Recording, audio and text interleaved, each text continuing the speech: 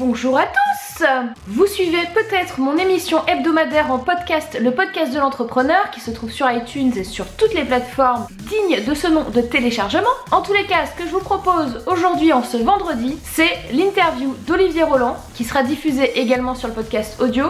Et là, pour la première fois, on l'a en vidéo. J'ai un tout petit peu galéré pour le montage de cette vidéo, parce que déjà, on a différents flux, on a de l'audio qui se chevauche, on a des trucs un petit peu sympas. Et après, il faut le temps de compression de la vidéo, le temps de mise en ligne, le temps de tout ça. Et c'était une galère. Mais maintenant, tout va bien.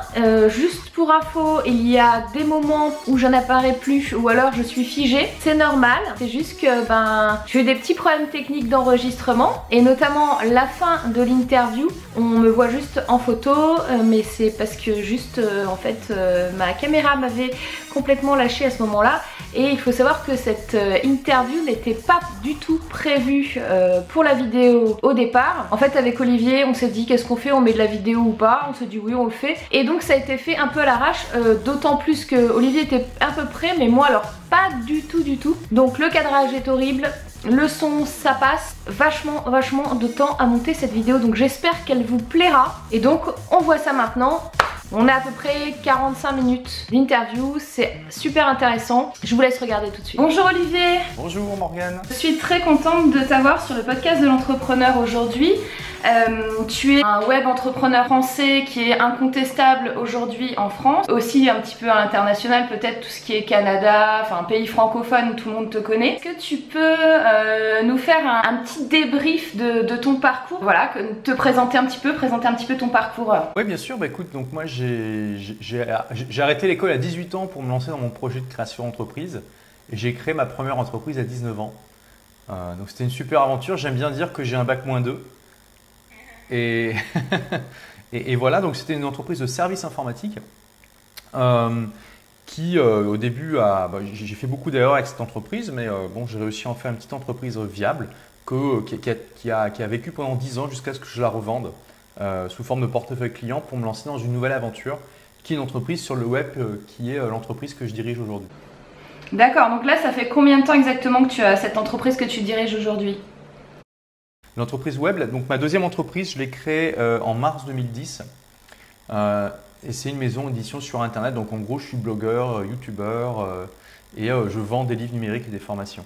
Donc ça fait 6 ans maintenant, donc on dit souvent au bout de, t'as une deadline, au bout de 2 ans, la majorité des petites entreprises, que ce soit auto-entreprise ou entreprise individuelle, se cassent la gueule. Donc là ça fait 6 ans, donc là t'as passé largement ce cap là quoi. Oui, et en fait les chiffres officiels sont très intéressants, j'en parle d'ailleurs dans mon livre qui sortira bientôt. C'est que en fait, le chiffre exact, c'est à peu près 50% des entreprises qui ferment dans les 5 ans après leur création. Et au bout de 3 ans, on est à peu près au tiers. Alors, c'est des chiffres qui varient un petit peu d'une année à l'autre, mais qui restent quand même étonnamment proches. On est toujours aux alentours de 50%, aux alentours de 33%. Mais quand on regarde en fait, et c'est ça qui est intéressant, c'est que la plupart des gens, du coup, s'imaginent que ça veut dire que 50% des boîtes, que la moitié des boîtes font faillite au bout de 5 ans. Mais c'est faux. En fait, ça veut juste dire que la moitié des entreprises ferment. Mais il y a des tas de raisons pour ça, et la faillite est juste une raison minoritaire. En fait, la plupart des entreprises ferment pour des tas de raisons, d'ailleurs parfois qui n'ont rien à voir avec l'activité économique, parce que je sais pas, le créateur est mort, ou il a voulu passer à autre chose, ou il y a eu d'autres perspectives, etc. Et quand on regarde véritablement le pourcentage d'entrepreneurs qui sont endettés suite à l'échec de leur entreprise, en fait c'est assez faible. Si je me rappelle bien, on est de l'ordre de 11% des entreprises créées qui amènent une dette à leur créateur, ce qui est quand même assez faible. Ah oui, c'est super faible par rapport justement au taux de cassage de gueule des boîtes, quoi. C'est incroyable. Oui, et en plus, quand on regarde le taux moyen d'endettement, en fait il est aux alentours de 11 000 euros. Donc c'est pas non plus délirant, tu vois. 11 000 euros, c'est vrai que c'est dommage d'avoir une dette de 11 000 euros, mais c'est pas non plus insurmontable. Voilà, donc ça c'est pour démystifier un petit peu ça. Et c'est vrai qu'il y a beaucoup de gens qui ont peur de la création d'entreprise, mais quand on regarde les chiffres en tant que tels, on se rend compte que le risque est quand même assez mesuré. Ouais, c'est toujours pareil, hein. Enfin, on peut avoir plein d'informations chiffrées. Après, il faut savoir comment les analyser, comment prendre du recul. On peut faire dire aux chiffres un peu tout ce qu'on veut. Et c'est vrai que c'est ce genre de messages qui peuvent alarmer les gens. Et en leur disant, oui, de toute façon, il y a une entreprise sur 2 qui ferme au bout de 2 ans et tu t'arriveras pas. Et c'est un poids supplémentaire, je pense, pour les créateurs d'entreprise, ça, non? Ouais, donc n'ayez pas peur. C'est à dire. Et toi, est-ce que tu as senti un cap, un moment, pendant les 6 ans là, de ta seconde entreprise, où tu t'es dit, waouh, là j'ai passé un cap en termes de peut-être de chiffre d'affaires ou de business, ou enfin, est-ce que tu as senti un moment où tu as eu un tournant dans ta boîte? Bah écoute, moi je t'ai donné mars 2010 comme date de création de ma deuxième entreprise, mais la vérité c'est que je l'avais déjà expérimenté avant. Qu'est-ce que je veux dire par là? C'est que moi je me suis toujours lancé dans mes nouveaux projets en ayant testé d'abord l'idée pour s'assurer de sa validité. Je suppose que tu connais la méthodologie Lean Startup. Voilà, donc en gros la méthodologie Lean Startup, c'est de mettre sur le marché le plus rapidement possible ce qu'ils appellent le produit minimum viable, donc une sorte de prototype mais qui a les fonctions de base que les clients attendent, en tout cas qu'on s'imagine que les clients attendent, et puis de le tester en conditions réelles le plus vite possible pour éviter de bâtir des châteaux de cartes sur des hypothèses non testées. Et j'ai toujours fait ça, même avant de connaître la méthode Lean Startup. Quand j'ai créé ma toute première boîte à 19 ans, je ne l'ai pas fait comme ça parce que je fantasmais sur le fait… Enfin si, je l'ai fait parce que je désirais être entrepreneur, mais je me basais aussi sur des données réelles. C'est-à-dire que j'avais eu l'idée de proposer du dépannage à domicile pour les particuliers et je l'avais testé. J'avais passé une annonce dans un journal d'annonce local. À l'époque, j'avais investi 60 francs, j'avais eu 5000 francs de chiffre d'affaires. J'avais fait un test en conditions réelles et j'ai fait exactement pareil pour ma seconde entreprise. C'est-à-dire que quand je l'ai créée, en fait, je savais déjà que ça allait fonctionner et que ça allait être rentable parce que ce que j'ai fait, c'est que pendant le moment où je dirigeais ma première entreprise, j'ai pris du temps, donc c'était en 2008, pour me lancer sur Internet. J'ai créé mes premiers blogs, notamment le premier blog qui m'a fait rencontrer le succès, c'est Des livres pour changer de vie. Et un an plus tard, j'ai lancé ma première formation et je l'ai vendue grâce à cette première entreprise. Donc quand j'ai créé ma deuxième entreprise, j'avais déjà en fait réalisé des ventes sur le web et je savais que ça allait marcher. Et déjà, ça a été… et pourquoi je l'ai créé en mars 2010 ? Parce que je venais juste de réaliser un lancement de formation qui avait vraiment cartonné, puisque en gros, le chiffre d'affaires que je réalisais sur Internet est passé de à peu près 300 € par mois à 3000 € par mois avec le tout premier lancement en décembre 2009. Et en mars 2010, il est passé à 14 000 € par mois. Et c'est là où je me suis dit, et c'est là où vraiment j'ai vu, si tu veux, le plus gros gap dans cette entreprise. Et ce qui est rigolo, c'est que finalement, il a eu lieu avant même sa naissance officielle. Voilà, c'est aussi un message que je veux faire passer dans à peu près toutes mes vidéos, tout ce que je fais comme contenu, puis dans mon livre. Donc, c'est que non seulement il n'y a pas autant de risques que ce qu'on croit à se lancer en entrepreneuriat, mais en plus, il y a aussi des manières de le faire qui permettent, si tu veux, d'expérimenter avec un minimum d'argent, de ressources, de temps, et en faisant en sorte que même si on se plante, je veux dire, il ne se passe pas grand-chose et qu'on ne s'engage pas, si tu veux, dans des trucs énormes du genre créer une entreprise avec tout ce que ça implique en termes de paperasse, de taxes à payer, etc., tant qu'on n'est pas sûr que notre concept est viable.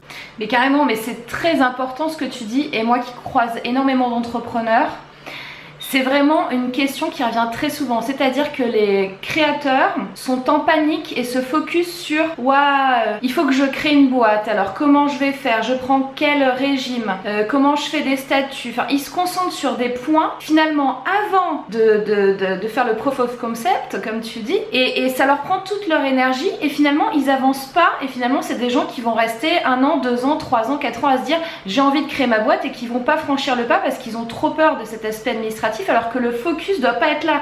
Le focus, il doit être sur le produit, sur le service que vous voulez sortir, quoi. Exactement. Et aujourd'hui, en France en tout cas, je sais que ça existe dans d'autres pays comme le Maroc par exemple, l'auto-entreprise, le statut auto-entreprise, c'est vraiment le truc le plus simple du monde. Et il n'y a pas de raison de ne pas l'utiliser justement. Moi, quand j'ai fait ce premier test, quand j'avais 18 ans, je ne connaissais rien, j'ai fait ça au black, tu vois, j'ai rien déclaré. Aujourd'hui, on n'est même pas obligé de faire ça. On peut faire ça de manière complètement légale en créant son auto-entreprise qui demande vraiment zéro paperasse, zéro tracas. et qui se crée en 2 minutes en ligne. Et puis, on a comme ça la structure suffisante pour faire le test concrètement sur le terrain. Et puis, c'est parfait ce statut parce qu'une fois qu'on atteint le plafond qui est de 32 000 € pour la vente de matériel et un peu plus pour la prestation de service, on passe à un autre statut et puis entre deux, enfin voilà, on a eu le temps quand même d'avoir ses premiers clients, d'avoir testé le concept et d'avoir aussi amorcé la pompe. Et que tu as tout à fait raison, il y a tellement d'entrepreneurs qui perdent du temps sur des détails qui sont inutiles. C'est ce que dit Michael Masterson dans son livre Ready Fire Aim. Il dit, tant que vous n'avez pas fait une vente, votre entreprise, c'est juste un ensemble d'hypothèses non prouvées. Et le problème, c'est que, et c'est ce qu'il dit Michael Masterson, et je suis d'accord avec lui, il dit, au début, un entrepreneur, il doit passer 80% de son temps à trouver des clients et à vendre son fucking produit ou sa fucking prestation.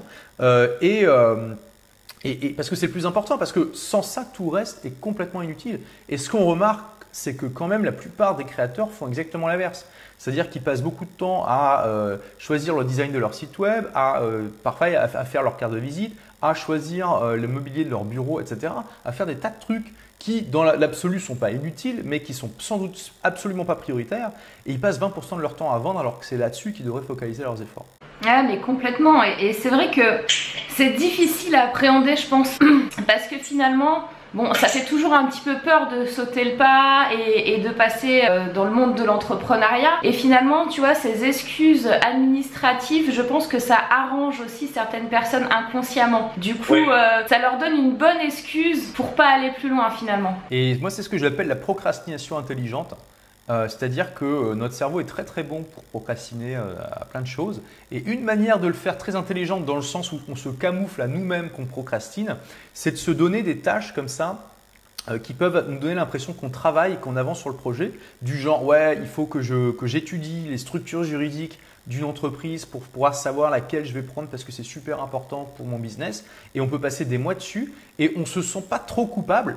Parce qu'on se dit, ouais, bon, ça va, j'avance quand même, j'étudie des trucs, c'est cool, c'est super, j'avance. Alors que concrètement, on n'avance pas du tout. On a choisi des tâches inconsciemment qui nous donnent l'illusion qu'on avance, mais qui en fait ne sont pas du tout pertinentes par rapport à la réalisation de l'objectif.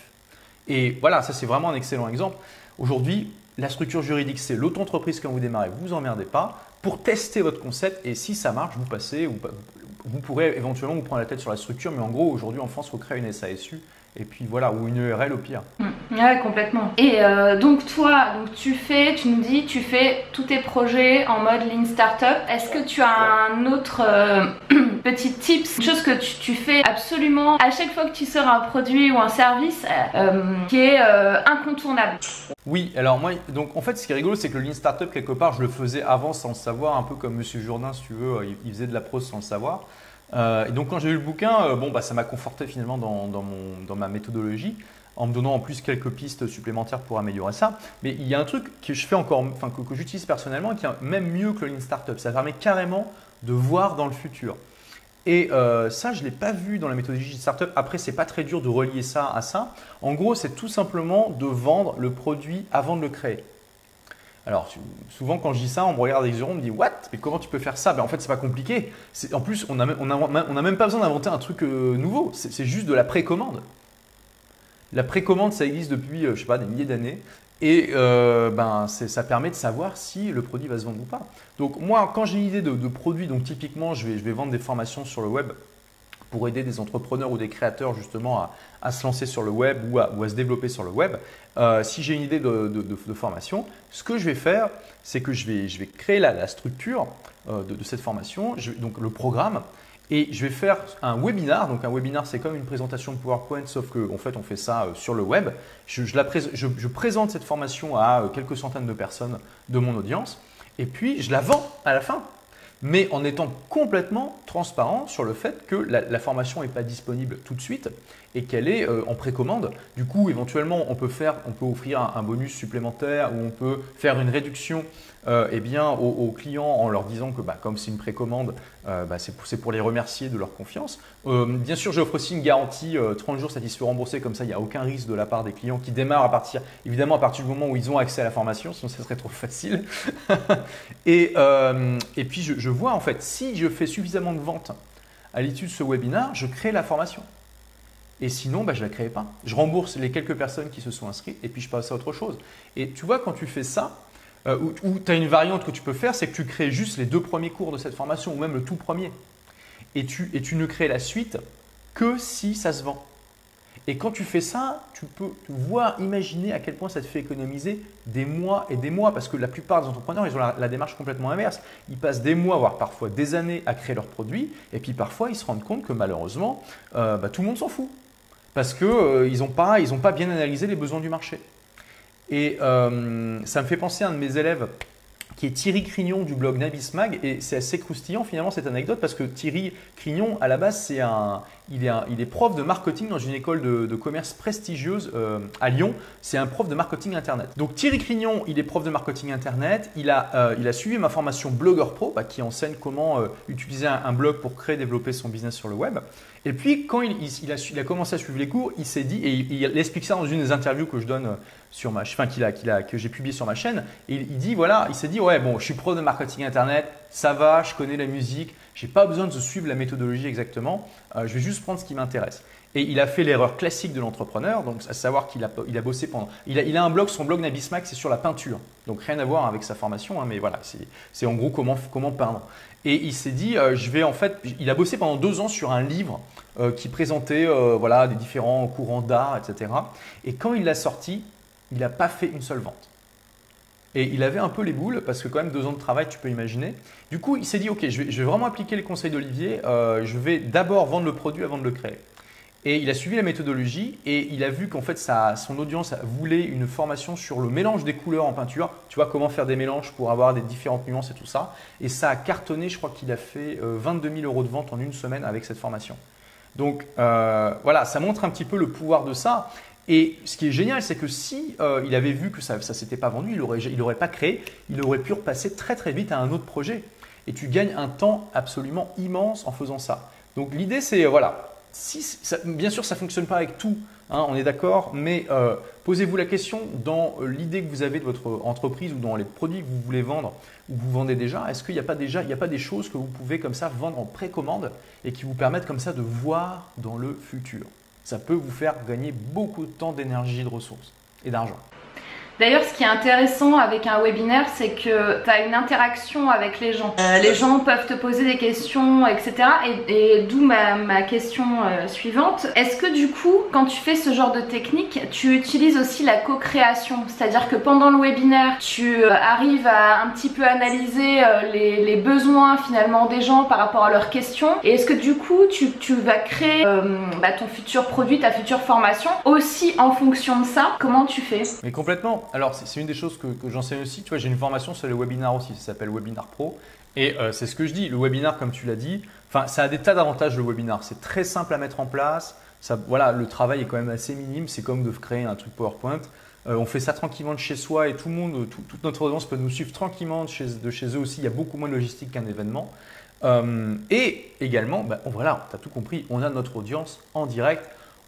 On a tous les feedbacks en direct, on peut leur poser des questions, ils nous répondent dans la fenêtre de chat, c'est super pratique. Et clairement, moi j'utilise tous les feedbacks que j'ai pendant ces webinars pour corriger le tir. Si je vois par exemple que j'ai prévu des choses dans la structure de la formation et qu'il y a des gens qui me disent « Ah oui, mais pourquoi tu ne parles pas de ça ?» ou « Pourquoi tu ne parles pas de ça? Moi ça m'intéresse, etc. » et que je vois qu'il y a plusieurs commentaires comme ça, ça met la puce à l'oreille et je vais me poser la question, peut-être que je vais me rajouter un module ou un cours sur ce sujet-là parce qu'apparemment ça intéresse les gens.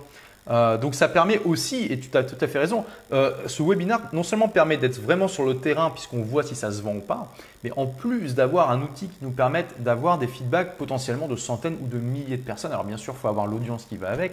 Les gens ne viennent pas comme ça au webinaire, il faut quand même qu'ils soient au courant, c'est clair. Mais voilà, potentiellement, on peut avoir des feedbacks comme ça de milliers de personnes et c'est extraordinaire. Enfin, je veux dire, quand tu penses, il y a 20 ou 25 ans, pour avoir des feedbacks comme ça autant de personnes, il fallait investir beaucoup d'argent, de temps, d'énergie, alors qu'aujourd'hui, c'est très très simple. Ouais, c'est vraiment énorme. Tu vas utiliser aussi tout ce qui est sondage sur ta mailing list par exemple. Quand tu es en train de penser à un produit, peut-être? Complètement. En fait, le sondage pour moi, il vient en amont du webinar. C'est-à-dire que Et c'est rigolo parce que vraiment, en fait, il y a deux grandes parties dans mon livre. Il y a la première partie, c'est critique du système éducatif et comment contourner ses limites. Et la deuxième partie, c'est comment créer une boîte avec le minimum de risques et le maximum de chances de succès. Et je parle exactement de ça. Donc, en gros, la méthodologie, c'est de faire un sondage auprès de son audience. Alors déjà, on peut se dire, ouais, ok, génial, mais quand on n'a pas d'audience, bon, une audience, ça se bâtit. Et ce qui est génial, c'est que ça peut se bâtir vraiment à temps partiel à côté d'un emploi ou d'études. Et on peut, sans trop de difficulté, se bâtir une audience de quelques centaines de personnes qui sont intéressées par un sujet en particulier. Et une fois qu'on a cette audience, notamment dans une mailing list, mais ça peut aussi être sur YouTube, etc., ou sur Facebook par exemple, ben, on va lui envoyer un sondage et il y a différentes questions à poser pour savoir ce qui intéresse vraiment les gens en termes de produits. Et il y a une question qui est tellement efficace que j'aime bien dire que c'est une question magique. La question est la suivante, c'est quel est votre plus gros problème ou votre plus grosse frustration en relation avec, et là tu mets le domaine dans lequel tu es. Donc si par exemple, j'en sais rien, moi tu te dis ouais, je vais inventer un collier anti-puce révolutionnaire ou pour les chiens, tu vois, tu peux dire voilà, quelle est votre plus grosse frustration aujourd'hui en rapport avec votre chien, la santé de votre chien, des trucs comme ça, pour voir si ça intéresse les gens. Ou pour prendre un exemple plus général, si je suis dresseur de chiens et que je veux faire une formation pour aider les gens à mieux dresser leur chien, je vais leur demander quelle est votre plus grosse frustration aujourd'hui en relation avec votre chien. Si j'ai un blog sur le judo, je vais demander quel est votre plus gros problème, votre plus grosse frustration en relation avec votre pratique du judo. Et ce qui est génial, c'est que quand les gens répondent à ça, en fait, ils vous donnent le produit que vous devez créer. Parce que ce n'est pas compliqué. Est-ce que tu penses, Morgane, que si tu crées un produit qui va aider les gens à résoudre leurs plus gros problèmes, leurs plus grosses frustrations, ils vont être motivés pour l'acheter? Ah ouais. Bah, évidemment. Et ça, c'est la clé, tu vois, c'est la clé. Le sondage, ça permet vraiment, et cette question notamment, ça permet vraiment de comprendre ce que veulent vraiment les gens. Et après, attention, ce n'est pas un outil magique. Parfois, on peut avoir l'impression qu'on a bien compris l'audience et on ne l'a pas compris. Donc, c'est comme pour tout en entrepreneuriat, il y a toujours un risque, mais on utilise des outils qui permettent de réduire l'incertitude. Et cette question et le sondage de manière générale, c'est vraiment un outil qui est exceptionnellement efficace et qui, encore une fois, à partir du moment où on a développé l'audience, ça ne coûte rien, on envoie un email, on peut obtenir des centaines de réponses, c'est absolument extraordinaire. Donc le sondage permet d'avoir l'idée du produit et ensuite on va le proposer en webinaire et le vendre en précommande. Et tout ça, ça permet de réduire le risque à presque zéro puisque en gros, s'il ne se vend pas, bah, on passe à autre chose et puis on n'a pas perdu 6 mois à créer un produit dont personne ne veut. Ouais, complètement. Et puis en plus, ce qui est bien dans cette méthodologie-là, c'est que les gens aiment bien donner leur avis. Mais c'est possible, écoute. Parfois, c'est un peu difficile d'amener les gens sur le sondage, mais c'est quand même… Voilà, moi, ce que je recommande, c'est d'avoir au moins une centaine de réponses. Et par contre, ce qui est sûr, c'est que quand quelqu'un a démarré un sondage, en général, il va jusqu'au bout, à moins que vous ayez vraiment fait un truc qui dure 50 pages, mais ce n'est pas le but. Donc, voilà, il faut motiver les gens à aller sur le sondage. Donc, il y a plusieurs méthodes pour ça, mais une fois qu'ils sont dedans, normalement, ils le finissent. D'ailleurs, c'est quoi? C'est genre 5 à 10 questions max, un truc comme ça? Ouais, une dizaine, une quinzaine de questions, c'est bien. Parce c'est aussi utile, si tu veux, de demander des questions démographiques. Donc voilà, âge, sexe, catégorie socio-professionnelle, études, ce genre de choses. Parce qu'après, ça va nous aider à déterminer l'avatar de notre client. Donc l'avatar, c'est tout simplement le client type, une sorte de portrait robot de la personne qui est intéressée par notre produit. Et du coup, après, dans toute notre communication, il peut y avoir plusieurs avatars, hein, pas seulement un. Et dans toute notre communication, après, on va vraiment penser à cet avatar en permanence et pas juste parler à n'importe qui, en fait. Et c'est très important aussi pour l'efficacité du marketing. Ouais, et puis du coup, tu peux avoir plusieurs messages market en fonction de ton avatar et les rediriger vers des landing pages différentes, etc. quoi. Oui, tout à fait. C'est pas mal. Tu parlais tout à l'heure de ta chaîne YouTube. Donc, dis-nous un petit peu. Donc, tu as une chaîne YouTube depuis combien de temps? Tu fais une vidéo par jour depuis un petit moment, je crois, également. Oui, alors, ma chaîne YouTube, officiellement, je l'ai créée en 2009. Mais en fait, pendant des années, je n'ai pas eu de stratégie YouTube particulière. Dans le sens où pour moi, j'avais créé une chaîne YouTube, c'était juste pour pouvoir mettre mes vidéos quelque part et ensuite les intégrer à mes blogs. Je ne voyais pas YouTube comme une plateforme à part entière. Mais effectivement, j'ai changé d'avis progressivement. En fait, en février 2014, je suis parti 2 mois aux Philippines et je me suis dit, et j'ai été inspiré par un entrepreneur français que je venais juste d'interviewer qui s'appelle Gauthier Tout le Monde, je ne sais pas si tu connais. Et Gauthier Tout le monde, il avait fait l'objet de pas mal d'articles dans les médias en 2013 parce qu'il avait fait un défi un peu fou.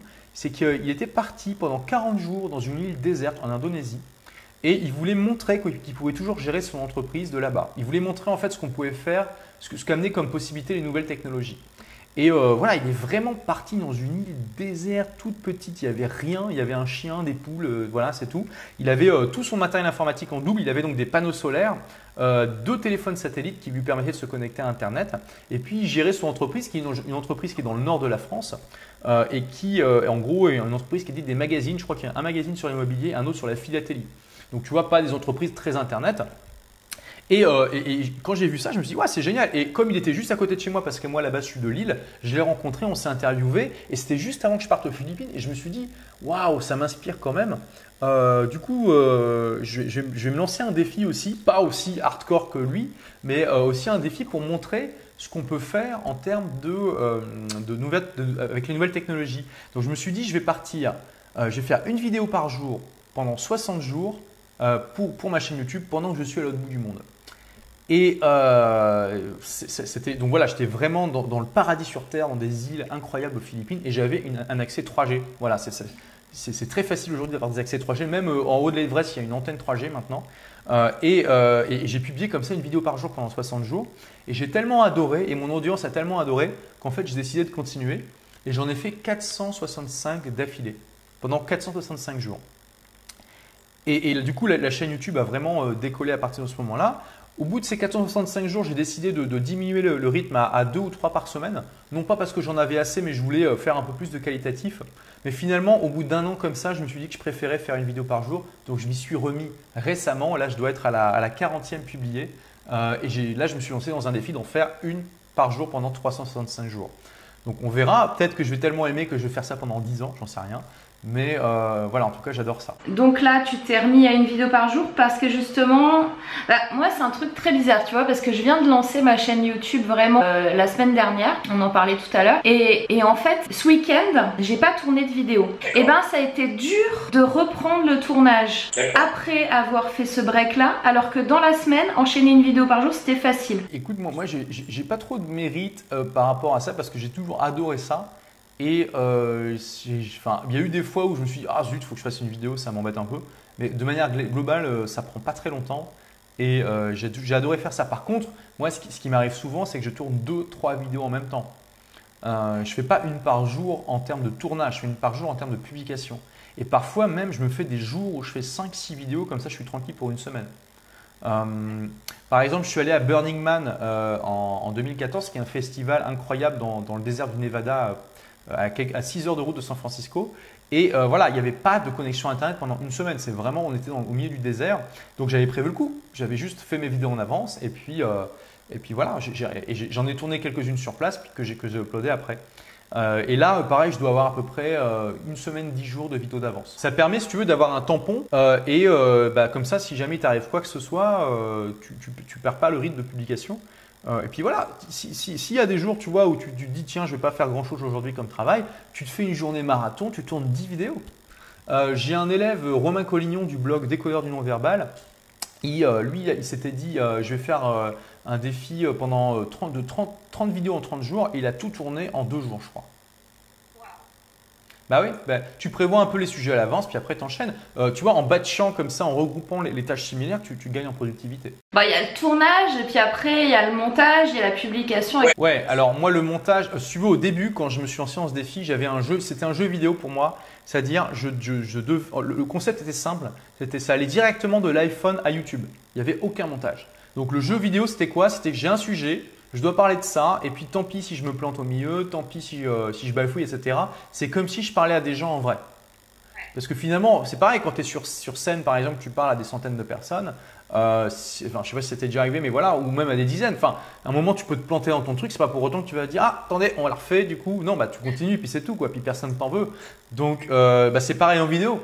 Tu peux très bien faire ça. Après, tu essaies de monter en qualité au niveau du montage, mais au début, tu n'es pas obligé.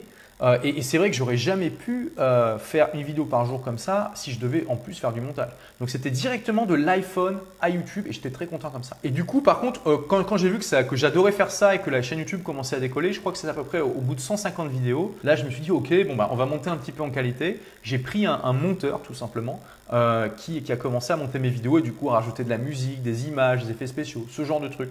Parce que voilà, le montage, ça peut vraiment être très facilement externalisé. Mais je ne recommande pas le faire tant qu'on ne se rend pas compte que la chaîne eh bien, décolle vraiment et puis aussi qu'elle amène du business à l'entreprise, évidemment.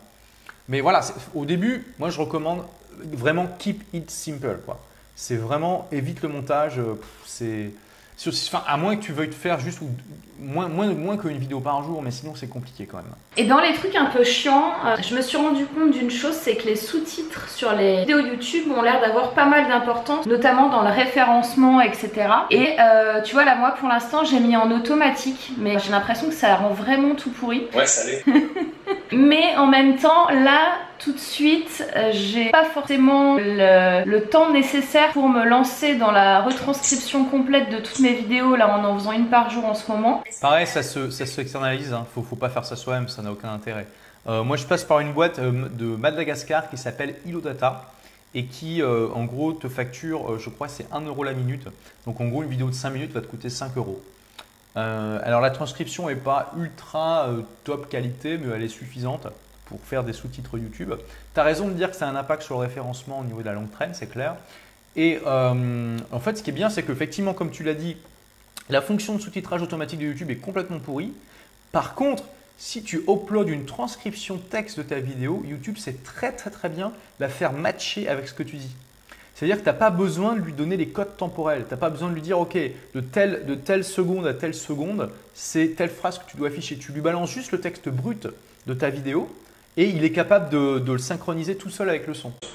Ouais, ça c'est bien parce que c'est une question que je me posais. Je me suis dit, si en plus je dois faire ligne par ligne ou je sais pas quoi, là je peux balancer un gros pavé genre sur un Word. Ouais, bien sûr. Ok, bon savoir. Actualité. Donc bah tu as tous les jours une publication de vidéo sur YouTube. Ouais, c'est ça. Tu as un livre qui sort, hein, c'est ton deuxième, c'est ton... C'est mon premier vrai, entre guillemets, livre papier publié par un éditeur. Donc tout le monde n'a pas eu la chance de rater ses études. Bon, j'en ai déjà parlé un peu dans cette vidéo, qui sort donc le 23 septembre. Et voilà, il y a 3 grandes parties, enfin 2, mais la première elle est divisée en même 2 sous-parties. En gros, la première partie c'est critique du système éducatif, pourquoi il est de plus en plus obsolète, il se fait de plus en plus disrupter et il est incapable de se réformer à une vitesse suffisante. 2, du coup, comment hacker soi-même son éducation pour apprendre efficacement tout au long de sa vie. Et puis 3, comment créer son entreprise avec voilà, le minimum de risques et le maximum de chances de succès.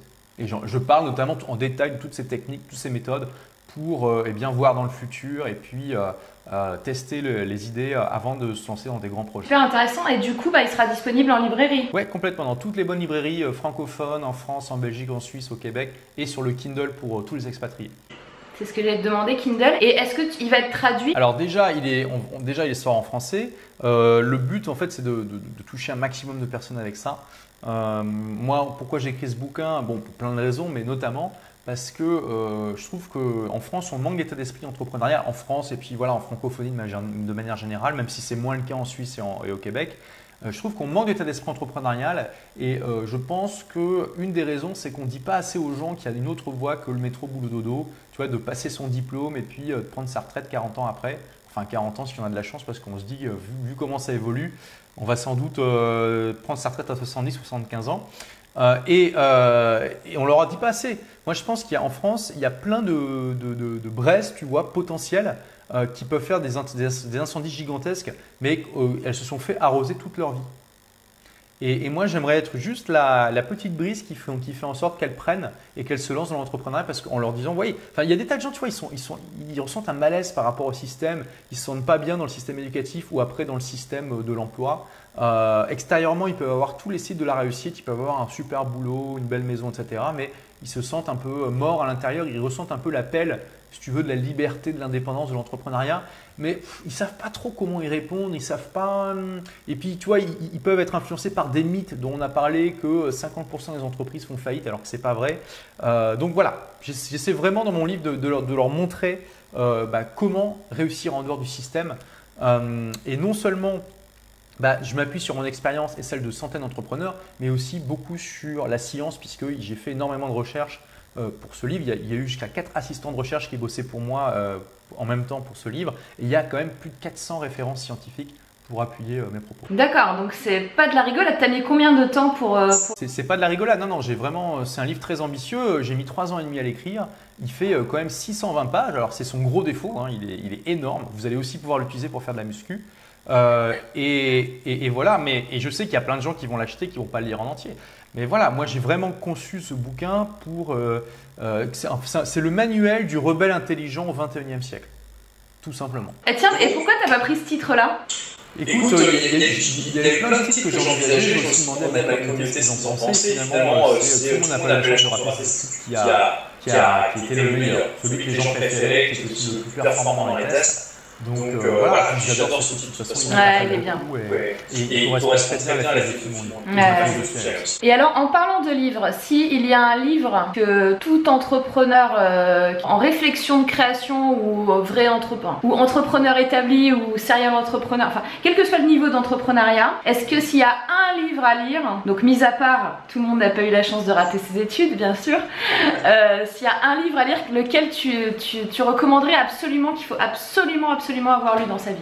Bon, la réponse est évidente pour tous ceux qui me suivent un petit peu, c'est La semaine de 4 heures de Tim Ferriss. Je pense qu'on a le droit de ne pas être d'accord avec ce livre, mais que tout entrepreneur ou aspirant entrepreneur devrait l'avoir lu. On ne peut pas ne pas l'avoir lu, c'est pas possible. Parce que c'est juste une approche qui est tellement différente de l'entrepreneuriat, de tout ce qu'on a l'habitude d'entendre, que ça mérite réflexion en fait. Et ça mérite de découvrir cette approche. Après voilà, c'est pas un livre parfait, mais moi c'est un livre qui a complètement changé ma vie. Je ne serais pas là en train de parler avec toi si je ne l'avais pas lu. C'est ce livre qui m'a donné envie de me lancer sur le web. Moi c'est pareil, donc je comprends. Et moi j'ai une théorie qui est que alors effectivement je suis d'accord avec toi, le livre est pas parfait, etc. Ma théorie des gens qui sont vraiment anti semaine de 4 heures, c'est qu'en fait ils l'ont pas lu. Ou genre ils ont lu quelques lignes, ils ont regardé le titre, ils ont lu quelques lignes et ils ont dit ouais c'est de la merde, ou ouais on peut pas travailler 4 heures par semaine. Enfin, alors qu'en fait c'est pas ça. Exactement, en fait c'est une très bonne manière de... Tu as tout à fait raison, d'ailleurs j'en ai même discuté avec l'auteur quand je l'ai interviewé. C'est une très bonne manière de voir si les gens ont vraiment lu le livre ou pas. C'est si la personne croit que le livre parle que l'objectif du bouquin c'est de t'apprendre à travailler 4 heures par semaine, ça montre qu'il n'a pas lu le bouquin ou il l'a pas bien lu. Parce que quand tu le lis vraiment, tu te rends compte que ce n'est pas le cas et l'auteur explique dans le bouquin que c'est un titre marketing qu'il a trouvé suite à un test. Donc c'est la preuve, déjà ça te permet de séparer les lecteurs sérieux des lecteurs qui ont juste survolé. Et voilà, après je pense qu'on peut l'avoir lu sérieusement et ne pas être d'accord quand même, tu vois, pour différentes raisons. Mais ouais, en tout cas c'est un livre qui divise, mais j'ai jamais rencontré un livre qui donne autant d'énergie pour changer de vie. J'ai rencontré des gens dont la vie a été complètement chamboulée par la lecture de ce bouquin. Et qui leur a donné l'énergie de le faire. Parce qu'il y a des tas de bouquins qu'on lit, on se dit ouais c'est super, c'est intéressant, puis après on le repose et on fait absolument rien. Je pense que la semaine de 4 heures c'est tellement inspirant, ça te donne tellement une nouvelle vision des choses et ça te met une telle claque que après bien sûr ça reste une minorité, mais il y a des gens qui se disent what the fuck et qui se lèvent et qui se bougent les fesses tout simplement, et c'était mon cas. Mais c'est ça le point, c'est que ça te donne une nouvelle vision du monde. Enfin, une nouvelle vision des possibilités, une nouvelle vision de la vie en général, quoi. C'est ça qui est puissant. Ouais, c'est incroyable le nombre de gens à qui j'ai parlé et dont ce livre a changé la vie. Après, j'ai aussi parlé à des gens qui l'ont lu et qui n'ont pas été plus impressionnés que ça. Mais ouais, c'est un livre qui a vraiment marqué sa génération et qui continue à marquer les gens. Le conseil, alors c'est facile de dire ça parce qu'on peut en donner plein des conseils, hein, mais si par exemple tu avais quelqu'un de proche qui voulait se lancer dans... je parle de quelqu'un de proche parce que du coup tu as le côté émotionnel, tu vois. Et quelqu'un de proche qui voulait se lancer dans l'entrepreneuriat, qu'est-ce que tu lui dirais? Bah écoute, ouais, alors c'est un peu vague comme question, mais un peu vaste plutôt. Et alors du coup, j'ai pas besoin trop de me prendre la tête parce qu'il y a mon frère par exemple qui se lance dans l'entrepreneuriat. Et il y a même mon petit frère qui développe Enfin, j'ai deux petits frères en fait. Un qui veut lancer un site e-commerce spécifiquement en s'appuyant sur un blog et tout ça. Et un autre qui fait décoller sa chaîne YouTube de jeux vidéo en ce moment. Mais ouais, alors ça dépend un peu de ta question, mais en gros, moi déjà je leur dirais d'avoir cette approche, tu vois, tout ce que j'ai déjà partagé dans cette vidéo. Faut pas y aller en mode kamikaze. C'est vraiment aussi un autre mythe de croire que les entrepreneurs, c'est des gens, c'est des kamikazes, tu vois, avec le bandana, banzai, j'arrive même plus à parler. Tu vois, le bandeau banzai autour du front et qui fonce dans le tas. La plupart des entrepreneurs à succès, ils prennent des risques mesurés et ils font beaucoup d'expériences comme ça avant de s'engager sur un truc. Donc moi, ce que je recommanderais, c'est de ne pas quitter son job ou ses études, etc. D'essayer vraiment de mettre en place quelque chose à temps partiel à côté. Alors, ce n'est pas possible pour tous les types de business, mais c'est quand même possible pour beaucoup de choses. Et il y a beaucoup de…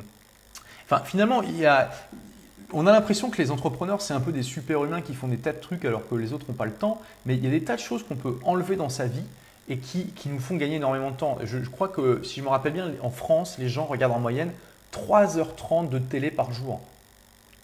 Je ne sais pas si tu te rends compte, c'est complètement démentiel.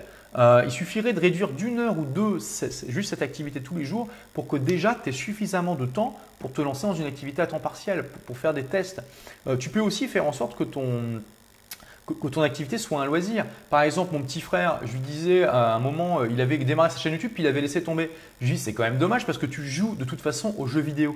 Donc pourquoi, quand tu joues à un jeu vidéo, tu t'enregistres pas en commentant le truc? Franchement, ça change quoi? Ça va te prendre un peu de temps supplémentaire, mais ça va pas être démentiel. Donc c'est le conseil, vraiment, c'est même plus une philosophie, tu vois, cette approche de se dire comment je peux tester à temps partiel, faire en sorte au maximum que ce soit un plaisir, et puis valider mon idée avec le minimum de risque. Tout simplement. Il y a la notion de plaisir aussi qui est très importante et partir du principe je veux gagner plein d'argent, c'est pas le point en fait. Il faut partir du principe de qu'est-ce qui me fait plaisir, comment je peux le faire partager aux autres. Et après, l'argent arrivera si on fait justement le proof of concept, qu'on a des clients, des ventes, etc. Mais l'intention doit pas être l'argent. Je pense que ça, c'est un truc très important. Ça peut l'être, ça marche pour certains. Mais je pense que de manière générale, c'est plus compliqué, effectivement. Moi, ce que je recommande, c'est de trouver une idée qui est au carrefour de 3 choses. Au carrefour, donc c'est-à-dire que ça doit être une passion, ça doit être dans l'idéal une compétence, mais surtout le plus important, c'est évidemment le potentiel économique, parce que là, on parle quand même de créer des business, on ne parle pas de cueillir des marguerites, oui. Et puis de créer des camps hippies dans le désert, tu vois. On parle vraiment de créer du business. Il faut quand même qu'il y ait un potentiel économique, donc il ne faut pas négliger l'étude de marché et puis toutes ces expériences. Hein. Et voilà, l'idéal, le plus important pour créer un business en ligne, c'est potentiel économique, d'où l'intérêt de faire tous ces tests. Deuxième, passion, parce que ça aide, si tu veux, à se mettre en mouvement et puis à persévérer, parce que le plus dur, finalement, c'est persévérer. C'est beaucoup de gens démarrent des trucs, la plupart s'arrêtent en cours de route dès qu'ils font la traversée du désert. Et puis, troisième, les compétences. C'est pas autant obligatoire, parce qu'on peut très bien développer ses compétences au fur et à mesure. Après, ça dépend des secteurs. Hein. Je veux dire, si tu te lances dans la médecine ou la loi, clairement, tu dois déjà être diplômé, déjà parce que c'est encadré. Puis voilà, parce que c'est vraiment un secteur, il faut déjà que tu sois compétent quand tu démarres. Mais tu peux aussi démarrer en étant un complet débutant et en étant transparent par rapport à ça. Par exemple, un de mes élèves, Laurent Bria du blog Apprendre la photo, à la base on est amis et il est venu me voir il y a des années en me disant Olivier, j'adore ce que tu fais avec tes blogs, j'aimerais bien me lancer dans le blogging aussi. Est-ce que j'ai eu l'idée de lancer un blog sur la photo, mais problème, j'ai démarré la photo il y a 2 mois, donc j'y connais rien. Est-ce que tu penses que c'est un problème? Et je lui dis non, à partir du moment où tu es bien transparent avec ton audience sur le fait que tu es un débutant, tu peux au contraire en faire une force. Dire voilà, moi je suis un débutant comme vous, donc je suis beaucoup plus proche de vos problèmes que quelqu'un qui a 20 ou 30 ans d'expérience et qui se rappelle même plus des obstacles qu'il a rencontrés à l'époque, qui en plus n'étaient pas sur la même technologie qu'aujourd'hui. Du coup, moi on va apprendre ensemble et pas à pas. Et c'est exactement son slogan, le slogan de son blog, c'est ensemble et pas à pas. Et il a développé comme ça son expertise au fur et à mesure. Et aujourd'hui, c'est quelqu'un. Il y a les éditions Eros qui sont venus le voir pour qu'il publie un livre chez eux. Il est invité au salon de la photo, il est conférencier, il fait ça avec compte. Tu vois, maintenant c'est considéré comme un des meilleurs experts francophones. Mais ça s'est pas fait en un jour. Et il a démarré en étant transparent, donc de manière éthique. Wow. C'est bien.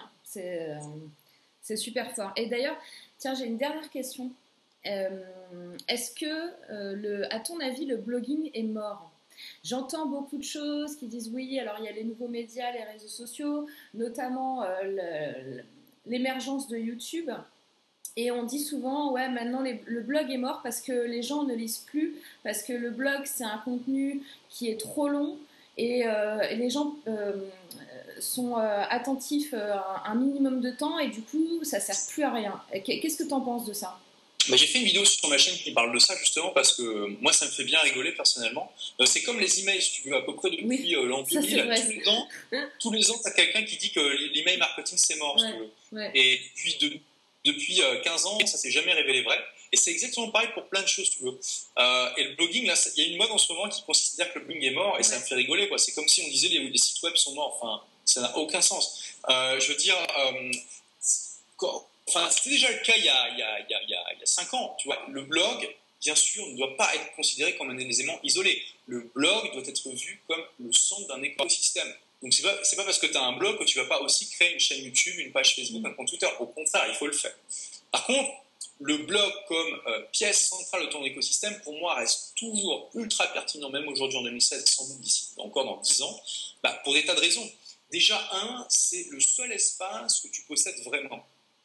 Le problème quand tu développes ta présence sur des plateformes comme YouTube ou Facebook ou autres, c'est que tu maîtrises rien de cette plateforme-là. Ils peuvent changer les règles du jour au lendemain et tu peux rien, tu as les pieds et mains liés. Et c'est déjà arrivé. Du jour au lendemain, il y a Facebook qui a dit hey, écoutez, à partir d'aujourd'hui, vous n'allez plus toucher organiquement que 10% de votre audience. Maintenant, il va falloir payer pour le reste.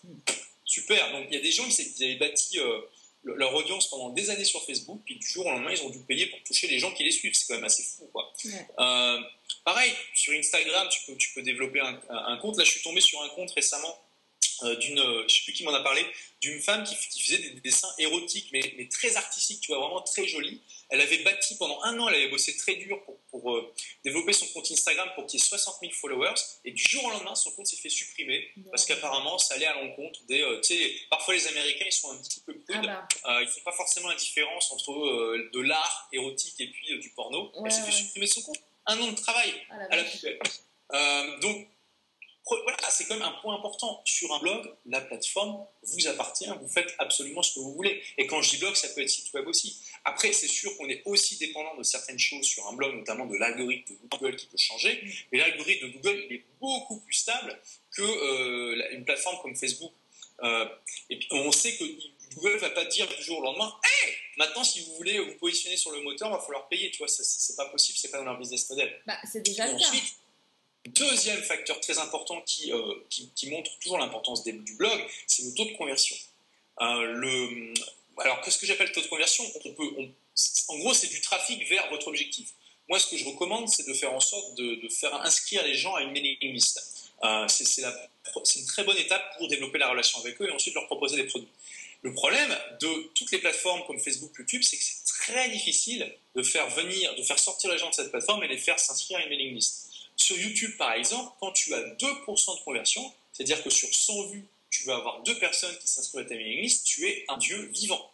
Ah oui. Tu te balades dans la rue, tu brilles, tu genouilles devant toi, tu es un dieu vivant. Quand tu as 2% de conversion sur ton blog, tu es une sous-merde. Oui, c'est vrai.